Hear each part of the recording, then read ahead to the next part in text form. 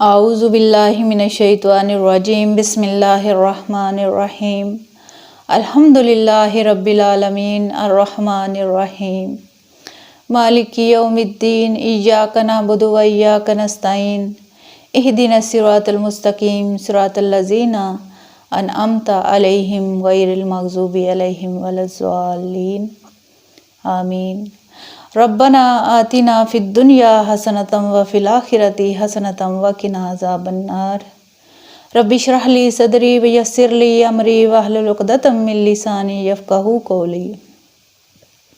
السلام علیکم ورحمۃ اللہ وبرکاتہ۔ ابھی میں نے آپ کے سامنے سورۃ الفاتحہ کی تلاوت کی اور آپ نے سماعت فرمائی۔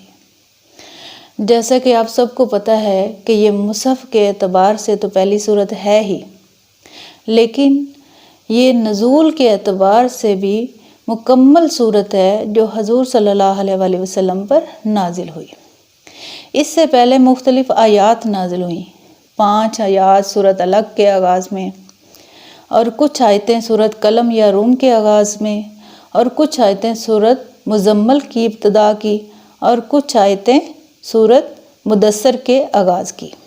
سورۃ الفاتحہ یہ 5ویں وحی ہے، تقریباً اس پر اجماع ہے کہ یہ سورۃ الفاتحہ ہے اور یہ مکمل سورت ہے جو آپ صلی اللہ علیہ وسلم پر نازل ہوئی۔ سورۃ الفاتحہ کے معنی ہے افتتاحی سورت۔ فاتحہ یفتح کا معنی ہے کھولنا، مفتاح چابی کو کہتے ہیں۔ تو یہ قرآن کریم کی افتتاحی سورت ہے۔ اس کے بہت سے نام ہیں، سب سے مشہور سب کو پتہ ہے کہ سورۃ الفاتحہ ہے، لیکن اس کو الکافیہ کہتے ہیں، الشافیہ، ام الکتاب، حساس القرآن۔ یہ نام تو ہر مسلمان کو یاد ہونے چاہیے۔ اس کے علاوہ بھی اس کے بہت سارے نام ہیں، بلکہ ایک حدیث میں بھی ہے کہ جو شخص سورۃ الفاتحہ کی تلاوت نہیں کرتا اس کی نماز ہی نہیں ہوتی۔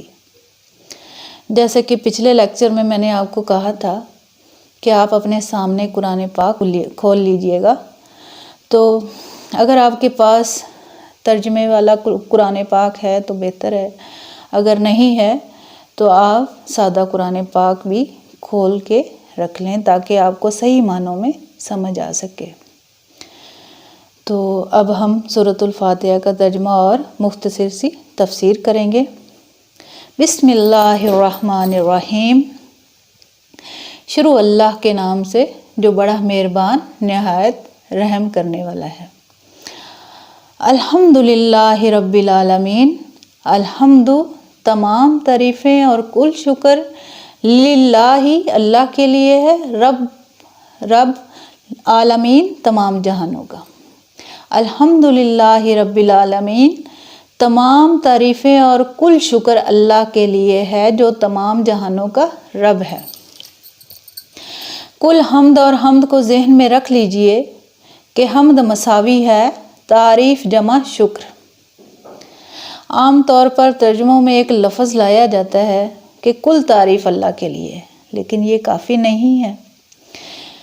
تعریف آپ کسی شے کی کر سکتے ہیں جس میں کوئی حسن ہو، کوئی خوبی ہو، کسی بھی اعتبار سے، خواہ آپ کو اس کے حسن و خوبی سے کوئی فائدہ حاصل نہیں ہو رہا، ایک پھول ہے بہت خوبصورت ہے، بس ٹھیک ہے، آپ نے کہا میں تعریف کر دوں، لیکن شکر کرتے ہیں آپ اس شے کا جس سے آپ کو کوئی فائدہ پہنچا ہو، استفادہ ہوا ہو، آپ کی کوئی ضرورت پوری ہوئی ہو، آپ کی کوئی مشکل آسان ہوئی ہو۔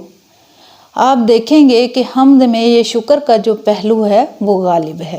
جتنی بھی آپ صلی اللہ علیہ وسلم سے دعائیں منقول ہیں وہاں شکر کے مقام پر حمد آتا ہے، جیسا کھانا کھانے کی دعا الحمدللہ الذی اطعمنا وسقانا وجعلنا من المسلمین، تو یہاں حمد کا ترجمہ تعریف نہیں ہے بلکہ شکر ہے۔ شکر ہے اس اللہ کا جس نے ہمیں کھلایا اور پلایا۔ تو یہ الحمدللہ رب العالمین، اللہ تعالیٰ کا حسن و جمال اور حسن و کمال بھی اپنی جگہ انتہا کا ہے، کہ جتنی تعریف اس کا حق ہے ہم کر ہی نہیں سکتے، لیکن اس کے احسانات، اس کے انعامات ہم پر اتنے ہیں کہ ہم ان کو بھی گن نہیں سکتے، کہ تمام تعریفیں اور کل شکر اللہ کے لیے ہے جو تمام جہانوں کا رب ہے۔ آگے ہے الرحمن الرحیم، بڑا مہربان نہایت رحم کرنے والا ہے۔ رحمان اور رحیم دو نام ہیں جو رحمت کے مادے سے نکلتے ہیں۔ رحمان میں اللہ تعالیٰ کی رحمت کا جوش، جانی کیفیت، طوفانی کیفیت، اور رحیم میں اللہ تعالیٰ کی رحمت کا دوام، تسلسل، یہ دونوں کیفیات اللہ تعالیٰ کی رحمت میں بیک وقت موجود ہیں، جس کا ہم تصور نہیں کر سکتے۔ ہم سمندر کو دیکھتے ہیں، متلاطم سمندر، اس میں جان ہے، اس میں طوفان ہے، لیکن ہم دریا کو دیکھتے ہیں، وہ سکون کے ساتھ چل رہا ہے، خاموشی کے ساتھ چل رہا ہے، بہہ رہا ہے، وہ تسلسل کے ساتھ چل رہا ہے۔ ہم ان دونوں کیفیات کو الگ الگ دیکھتے ہیں تو ہمارا ذہن ان دونوں کو بیک وقت اس کا تصور نہیں کر سکتے، تخیل ممکن ہی نہیں۔ لیکن اللہ کی رحمت کی یہ دونوں شانیں مستقل ہر وقت موجود ہیں، بیک وقت، اس لیے ان دونوں کے درمیان کہیں بھی حرف عطف نہیں آئے گا۔ مالک یوم الدین، مالک ہے بدلے کے دن کا۔ مالکی، مالک، یوم دن کو کہتے ہیں دین، بدلے کا۔ مالکی یوم الدین، مالک ہے بدلے کے دن کا، یوم دین کا مختار مطلق۔ دین عربی زبان میں کہتے ہیں بدلے کو۔ بدلے کا ایک دن ہے جس دن فیصلہ ہوگا کہ کون کیا کما کر لایا ہے، اسے کیا بدلہ ملنا چاہیے۔ آیا اس کو برائیوں کا پلڑا بھاری ہے کہ اسے کیا سزا ملنی چاہیے، یا اس کی حسنات اور نیکیوں کا پلڑا بھاری ہے کہ اسے جزا ملنی چاہیے۔ اس کا انعام و اکرام کے ساتھ معاملہ کیا جانا چاہیے۔ وہ ایک دن ہے جسے ہم کیا کہتے ہیں؟ یوم القیامہ، یعنی قیامت کا دن۔ لیکن اصل جو بات یہاں پر کی گئی ہے کہ ایک دن آئے گا کہ ایک دن مرنے کے بعد ہم تمام انسان اٹھا لیے جائیں گے۔ نمبر 2 کہ پھر حساب کتاب ہوگا، پھر اللہ تعالیٰ کے ہاں حاضری ہوگی۔ اور تیسرا یہ کہ اس حساب کتاب کے دن کا مختار مطلق اللہ ہے، یعنی کسی اور کو اپنے ذہن میں یہ سہارا بنا کر اپنی زندگی گزاریں کہ وہ مجھے چھڑا لے گا، یا وہ بہت زوردار ہستی ہے وہ مجھے بچا لے گی۔ اس سے اپنے دل کو اور ذہن کو پاک کر لیجئے کہ مالک یوم الدین۔ ایک دوسری جگہ قرآن پاک میں آیا ہے، اس دن پکارنے والا پکارے گا۔ آج کے دن کس کا اختیار مطلق ہے؟ پھر کہا جائے گا اللہ کے لیے۔ اللہ کے لیے کیا کہا جائے گا؟ الواحد قہار، جو پوری طرح چھایا ہوا ہے۔ آگے ہے ایاک نعبد و ایاک نستعین۔ اب یہاں سے ایک رخ بدل رہا ہے۔ ابھی تک تو غائبانہ انداز میں کلام ہو رہا ہے، اللہ تعالیٰ سے خطاب نہیں آیا۔ الحمدللہ رب العالمین الرحمن الرحیم مالک یوم الدین۔ اب خطاب ہے ایاک نعبد و ایاک نستعین، ہم صرف تیری ہی بندگی کرتے ہیں اور کریں گے، ہم صرف تجھ ہی سے مدد مانگتے ہیں اور مانگیں گے۔ یہ ترجمہ میں کیوں کر رہی ہوں؟ کیونکہ یہ فعل مضارع ہے، اور عربی میں فعل مضارع حال اور مستقبل دونوں کو کور کرتا ہے۔ حال میں ترجمہ کریں تو یہ اظہار حال ہے، اور اگر مستقبل میں ترجمہ کریں تو یہ قول و قرار ہے، ایک عہد ہے، بہت بڑا معاہدہ ہے۔ وَإِيَّاكَ نَسْتَعِينُ، اور صرف تجھ ہی سے مدد مانگتے ہیں اور مانگیں گے۔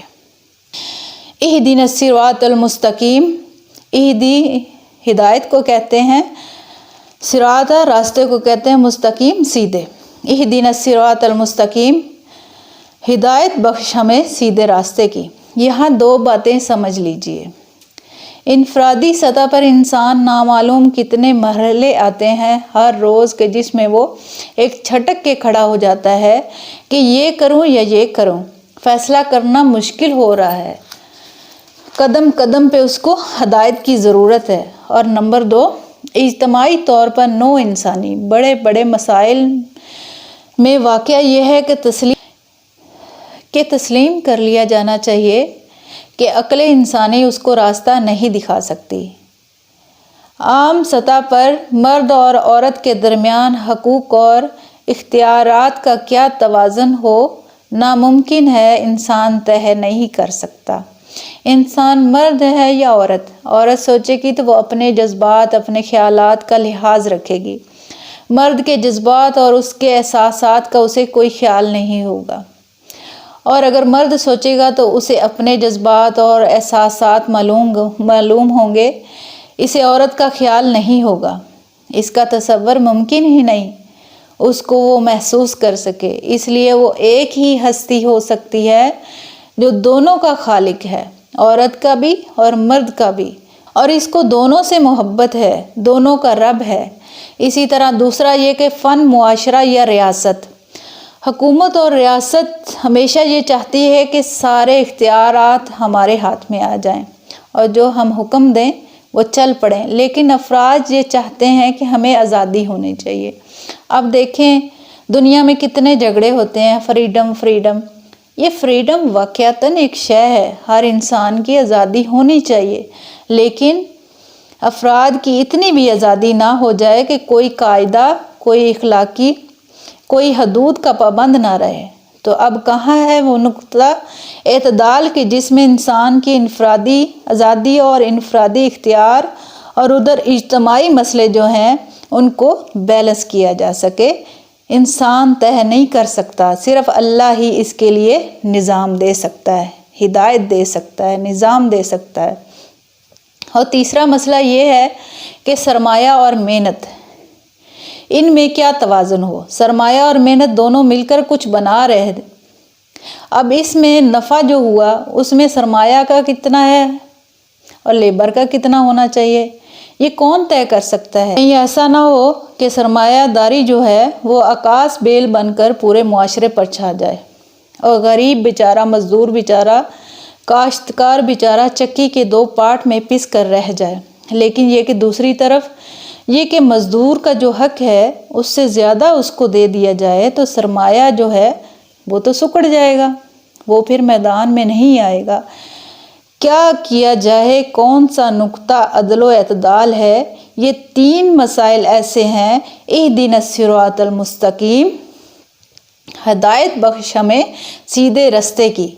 ایک یوں سمجھیے بنیادی ہدایت جو تھی، ایک اللہ کو پہچان لینا، یہ جان لینا کہ کل حسن و جمال اور حسن و کمال، تمام انعام و اکرام کا منبع اس کی ذات ہے، وہ رحمان ہے اور رحیم ہے۔ اور یہ جان لینا کہ مرنے کے بعد جی اٹھنا ہے، حساب کتاب ہے، فیصلے کا دن ہے، اور مختار مطلق اس دن کا کون ہے؟ اللہ ہے۔ اور پھر یہ عہد کر لینا ایاک نعبد و ایاک نستعین، اس کے بعد دعا، اے اللہ ہمیں ہدایت پر قائم رکھ، ہماری ہدایت میں اضافہ فرما۔ آپ ہدایت کے لفظ کو سمجھ لیجئے، بنیادی ہدایت، تفصیلی ہدایت، قدم قدم پر ہدایت اور ہدایت پر ہدایت۔ یہ تو قدم قدم پر ہمیں ہدایت کی ضرورت ہے۔ اللہ اور اس کے بندے کے درمیان نامعلوم کتنے مراحل ہیں ہدایت کے، تو کسی بھی وقت انسان اپنے آپ کو ہدایت خداوندی سے مستغنا نہیں سمجھ سکتا۔ اور اے اللہ جو ہدایت دی ہے اس ہدایت پر قائم رکھ، کیا پتہ شیطان کا کوئی حملہ یا نفس کی کوئی شرارت کسی ایسی جگہ نہ پہنچا دے کہ اب تک کی ساری کمائی ضائع ہو جائے۔ صراط الذین انعمت علیہم، صراط راستہ، الذین ان لوگوں کا، انعمت علیہم جن پر تیرا انعام ہوا۔ صراط الذین انعمت علیہم، راستہ ان لوگوں کا جن پر تیرا انعام ہوا۔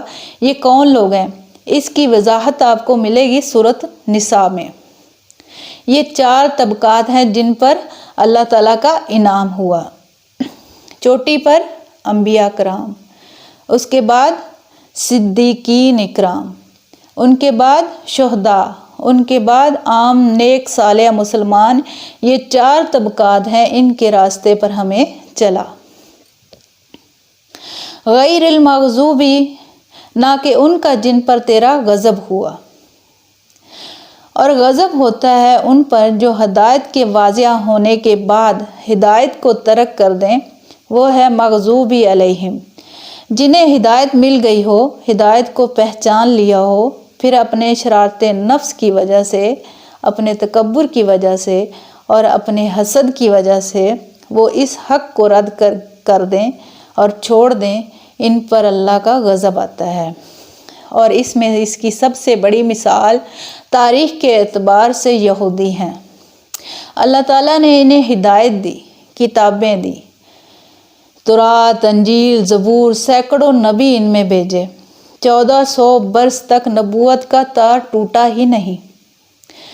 مسلسل ابتدا میں بھی 2 نبی، حضرت موسیٰ علیہ السلام اور حضرت ہارون علیہ السلام، اور اختتام پر بھی 2 نبی، حضرت عیسیٰ علیہ السلام اور حضرت یحییٰ علیہ السلام، اور ان کے درمیان کوئی لمحہ نہیں آیا تاریخ بنی اسرائیل میں کہ کوئی نہ کوئی نبی موجود نہ ہو ان میں، لیکن انہوں نے اپنی شرارت نفس کی وجہ سے ہدایت تورات سے بھی منہ موڑا، اور پھر سب سے بڑی بات یہ کہ ہدایت محمدی صلی اللہ علیہ وآلہ وسلم سے اور ہدایت قرآن سے بھی منہ موڑا۔